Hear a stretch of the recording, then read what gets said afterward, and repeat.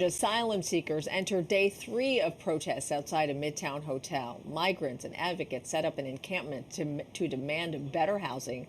The city refuting claims of subpar living conditions. Let's check in with Pix 11's Karen Dillon, who's joining us live outside the site of the protest at the Watson Hotel in Hell's Kitchen. Karen, what's the latest there?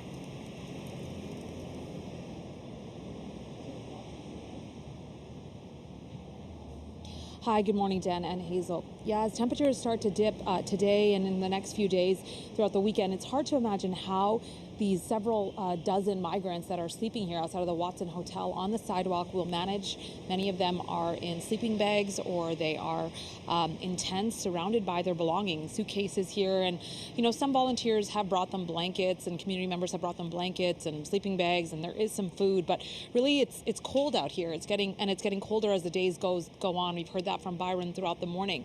Now, all of this comes how these migrants will stay out here or whether they will go to the Brooklyn Cruise Terminal where they were meant to go based on the city's plan, or whether they'll go to another city shelter. That's all up in the air right now. And all of these questions come as Governor Kathy Hochul is expected to deliver her upcoming budget for the year later today. That'll happen at 12 o'clock. And last week, some city officials, including Comptroller Brad Lander, wrote a letter to Governor Hochul asking her to include money for these migrants and asylum seekers in this upcoming budget. Yesterday, City Immigrant Affairs Commissioner Manuel Castro visited the Watson Hotel. The city is currently in the process of moving the male asylum seekers who were staying there to the Brooklyn Cruise Terminal to make room for asylum-seeking families with children instead. But many have refused to go, citing bad living conditions. So, in an effort to dispel some of what the city is calling misinformation, the commissioner took a bus ride with some of the migrants to the facility. The truth is that we're at max capacity with hotels. We need this space for children and families, and this was always meant to be temporary. It's temperature control. They'll have access to food. They'll have access to all kinds of services. In fact, they have access to free ferry and bus services that will take them to transportation hubs. Many of the migrants say they are grateful for the support they have received since arriving here, but still insist the terminal is too far from their jobs. Uno no se esperaba.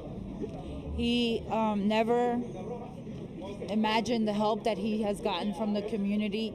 He speaks for himself that he's very grateful for the help that the community has given him and the United States. These are working men. These are men, as you can see, all the bicycles here. They are delivery drivers, they are cleaners, and they need a place to put their personal belongings where they go.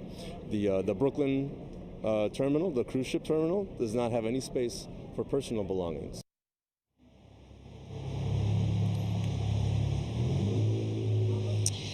So the city says that actually the migrants at the Brooklyn Cruise Terminal are being given storage spaces, but whether they would actually fit any of these delivery bikes that are here along West 57th Street belonging to the migrants who are working as delivery workers, while that's still unknown, I did reach out to the city this morning to ask that question.